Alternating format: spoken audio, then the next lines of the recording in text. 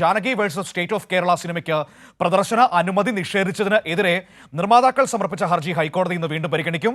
സിനിമയുടെ പേര് മാറ്റണമെന്ന് ആവശ്യപ്പെടുന്നത് എന്ത് അടിസ്ഥാനത്തിലാണെന്ന് സെൻസർ ബോർഡിനോട് കോടതി ചോദിച്ചിരുന്നു. ഏതായാലും സെൻസർ ബോർഡ് ഇന്ന് വിശദീകരണം നൽകേണ്ടി വരും. വിവരങ്ങളുമായി തിയോഫിൻ ചേരുകയാണ് കൊച്ചിയിൽ നിന്ന്. തിയോഫിൻ, ഈ ജാനകി എന്ന പേരിൽ മതപരമായ എന്ത് പ്രശ്നമാണ് നിങ്ങൾക്കുള്ളത് എന്ന ചോദ്യമാണ് ഈ കേസ് പരിഗണിച്ച് 2 ദിവസങ്ങളിലും കോടതി സെൻസർ ബോർഡിനോട് ചോദിച്ചുകൊണ്ടിരിക്കുന്നത്. ഇതിൽ ഒരു വ്യക്തത വരുത്താൻ ഈ മിനിറ്റ് വരെ സെൻസർ ബോർഡിന് കഴിഞ്ഞിട്ടില്ല. ഒരുപക്ഷെ ഇന്ന് ഇതിൽ സെൻസർ ബോർഡ് മറുപടി കൊടുക്കാനുള്ള സാധ്യതയുണ്ടോ?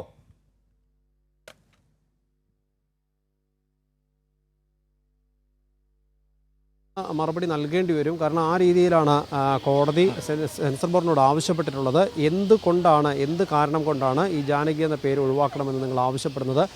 ആ പേരിന് എന്താണ് മതവിരുദ്ധത വരുന്നത് എന്നാണ് കോടതി ചോദിച്ചത്. അത് വ്യക്തമാക്കണം. രേഖാമൂലം അത് ഒരു സത്യവാങ്മൂലമായി തന്നെ നൽകി അത് വ്യക്തമാക്കേണ്ടതുണ്ട് എന്ന് സെൻസർ ബോർഡിനോട് കോടതി ആവശ്യപ്പെട്ടിരുന്നു. പക്ഷേ ഇക്കാര്യത്തിൽ ഇതുവരെയും ഒരു കൃത്യമായ മറുപടി നൽകാൻ സെൻസർ ബോർഡിന് കഴിഞ്ഞിട്ടില്ല. ഈ സംഭവം ഉണ്ടാകുന്നത് 18-ാം തീയതിയാണ്. കഴിഞ്ഞ ജൂൺ 18-ാം തീയതിയാണ് സെൻസർ ബോർഡിന് മുന്നിൽ ഈ ചിത്രം പ്രദർശിപ്പിക്കപ്പെട്ടത് ആദ്യമായി.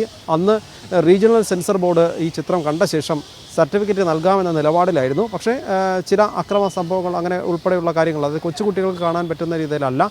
അതുകൊണ്ട് 13 വയസ്സിന് മുകളിൽ പ്രായമുള്ളവർക്ക് കാണാവുന്ന രീതിയിലുള്ള UA സർട്ടിഫിക്കറ്റ് നൽകാമെന്ന് പറയുകയും ചെയ്തിരുന്നു. ഇതിനുശേഷമാണ് നിർമ്മാതാക്കളെ ഫോണിൽ വിളിച്ച് റീജിയണൽ സെൻസർ ഓഫീസർ പറയുന്നത് ഈ ജാനകി എന്ന ചിത്രത്തിൻ്റെ ടൈറ്റിൽ നെയിമും അതോടൊപ്പം കഥാപാത്രത്തിൻ്റെ പേര് മാറ്റണം, എവിടെയൊക്കെ ഈ പേര് ഉപയോഗിക്കപ്പെടുന്നു അതെല്ലാം മാറ്റണമെന്ന് ആവശ്യപ്പെടുന്നു.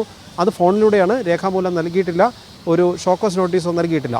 ഇതുകൊണ്ടാണ്, ഈ കാരണത്താലാണ്, അതായത് തങ്ങൾക്ക് ഇതുവരെ സർട്ടിഫിക്കറ്റ് ലഭിച്ചിട്ടില്ല, ഷോക്കോസ് നോട്ടീസും ലഭിച്ചിട്ടില്ല, എന്ത് കാരണം കൊണ്ടാണ് കൃത്യമായി ഇത് മാറ്റണമെന്ന് പറയുന്നതിൻ്റെ ഒരു അടിസ്ഥാന കാരണം രേഖാമൂലം തങ്ങളെ അറിയിച്ചിട്ടില്ല എന്നത് ചൂണ്ടിക്കാണിച്ചുകൊണ്ടാണ് നിർമ്മാതാക്കൾ ഹർജിയുമായി ഹൈക്കോടതി ആദ്യം സമീപിച്ചത്. ഹർജി ഹൈക്കോടതിയിൽ എത്തിയെന്നറിഞ്ഞത് ഉടനെ സെൻസർ ബോർഡിൻ്റെ ഭാഗത്തുനിന്നും അത് സെൻസർ ബോർഡ് റിവിഷൻ കമ്മിറ്റി ചിത്രം ഒന്നുകൂടി കാണുന്നു എന്ന് പറഞ്ഞ് അറിയിപ്പ് വന്നു. അങ്ങനെ സെൻസർ ബോർഡ് റിവിഷൻ കമ്മിറ്റി ചിത്രം കാണുകയും ചെയ്തു. പക്ഷേ റിവിഷൻ കമ്മിറ്റിയും പേര് മാറ്റണമെന്ന നിലപാട് സ്വീകരിക്കുന്നു. അതിനെ തുടർന്നാണ്, കാരണം ഈ റിവിഷൻ കമ്മിറ്റി കാണുന്നതിൻ്റെ തലേ ദിവസമാണ് ആദ്യമായി കോടതി ഇത് പരിഗണിക്കുന്നത്. റിവിഷൻ കമ്മിറ്റി വീണ്ടും കാണാമെന്ന് പറഞ്ഞതുകൊണ്ട് കോടതി അത് തൊട്ടടുത്ത ദിവസത്തേക്ക് മാറ്റിവെക്കുകയും ചെയ്തു. അങ്ങനെ റിവിഷൻ കമ്മിറ്റി ഇത് പേര് മാറ്റണമെന്ന നിലപാടിലേക്ക് എത്തുകയും പിറ്റേ ദിവസം കോടതി ഇത് പരിഗണിക്കുകയും ചെയ്തു. അന്ന് കോടതി ആവശ്യപ്പെട്ടിരുന്നു. അതിനുശേഷം ഒരു തവണ കൂടി പരിഗണിച്ചാണ് ഇന്നത്തേക്ക് മാറ്റിയിരിക്കുന്നത്.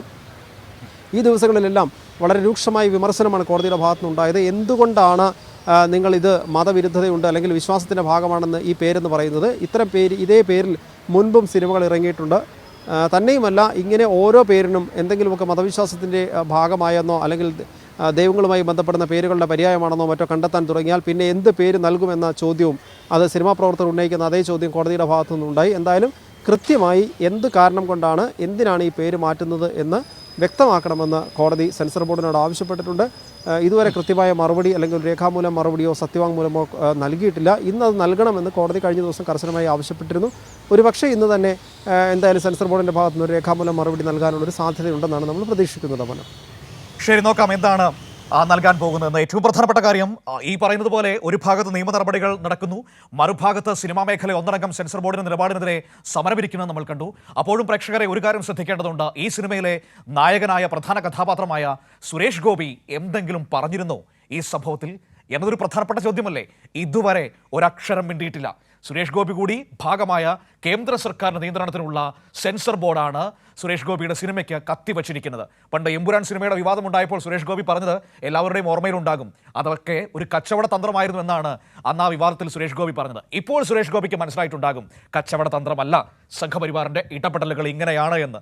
ഏതായാലും ഒന്നും മിണ്ടാൻ കഴിയാതിരിക്കുന്ന സുരേഷ് ഗോപി എന്ന് പറയുന്ന സിനിമയിലെ മാത്രം നായകന്റെ ഗതികേടിനെ കുറിച്ച് കൂടി നമുക്ക് സംസാരിക്കേണ്ടി വരും ഈ സിനിമയെക്കുറിച്ച് പറയുമ്പോൾ. വിവരങ്ങളാണ് തിയോഫിൻ നൽകിയത്.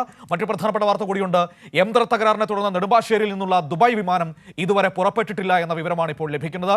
പുലർച്ചെ 5 മണിക്ക് പുറപ്പെടേണ്ട വിമാനമായിരുന്നു. സമയം 11:30 6.5 മണിക്കൂർ വൈകിയിരിക്കുകയാണ് എയർ ഇന്ത്യ എക്സ്പ്രസ് വിമാനം. തിയോഫിൻ തന്നെയാണ് വിവരങ്ങൾ നൽകുക. തിയോഫിൻ, വിമാനം പുറപ്പെട്ടിട്ടുണ്ടോ?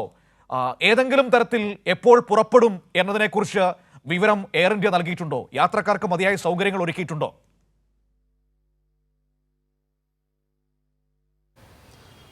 പുലർച്ചെ 5 മണിക്ക് പുറപ്പെടേണ്ട ദുബായ് വിമാനം അത് ഇതുവരെ പുറപ്പെട്ടിട്ടില്ല എന്നാണ് നമുക്ക് ഇപ്പോഴും ലഭ്യമാകുന്ന വിവരം. കാരണം എന്തെങ്കിലും അതുമായി ബന്ധപ്പെട്ടുള്ളൊരു അപ്ഡേറ്റ് ലഭിച്ചിട്ടില്ല. പക്ഷേ വിമാനം പുറപ്പെടാൻ ഒരുങ്ങുന്ന സമയത്ത് ആണ് യന്ത്രത്തകരാർ കണ്ടെത്തിയത്. അതിനെ തുടർന്ന് എഞ്ചിനീയർമാരെ വിവരമറിയിക്കുകയും ചെയ്തു. പരിശോധന നടത്തി വിമാനം പെട്ടെന്ന് പോകാൻ കഴിയാവുന്ന അവസ്ഥയിലല്ല എന്ന യോഫിൻ, തിരിച്ചറിയുകയും 6.5 മണിക്കൂറായി. പകരം ഏതെങ്കിലും വിധത്തിലുള്ള സംവിധാനങ്ങൾ ഏർപ്പെടുത്തേണ്ടതല്ലേ? തീരുമാനിക്കുകയും പല ചെയ്തു. ആവശ്യങ്ങളുള്ള ആളുകളല്ലേ, ചിലർക്ക് ജോലിക്ക് കയറേണ്ടി വരാം, മറ്റു കാര്യങ്ങളുണ്ടാകാം, എല്ലാ കണക്ഷൻ ഫ്ലൈറ്റുകൾ ഉണ്ടാകാം.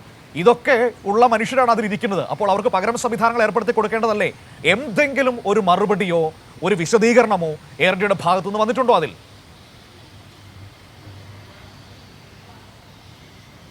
മനു, തീർച്ചയായും, അതായത് ഔദ്യോഗികമായി ഇതുവരെ വിശദീകരണമൊന്നും നമുക്ക് ലഭിച്ചിട്ടില്ല. പക്ഷേ രാവിലെ ഈ വിവരം അറിയുമ്പോൾ തന്നെ എയർ ഇന്ത്യ അധികൃതർ വ്യക്തമാക്കിയത് മറ്റൊരു വിമാനം ക്രമീകരിച്ച് ഇവരെ അവിടെ എത്തിക്കാനുള്ള ശ്രമങ്ങൾ നടക്കുന്നു എന്നാണ്. കാരണം മനു സൂചിപ്പിച്ചതുപോലെ ഇതിനകത്തുള്ള യാത്രക്കാരിൽ വിസ കാലാവധി കഴിയാൻ പോകുന്നവരുണ്ട്, ലീവ് സമയം കഴിഞ്ഞ് തൊട്ടടുത്ത് ഇന്നോ നാളെയോ ആയി ജോലിക്ക് കയറേണ്ട ആളുകളുണ്ട്.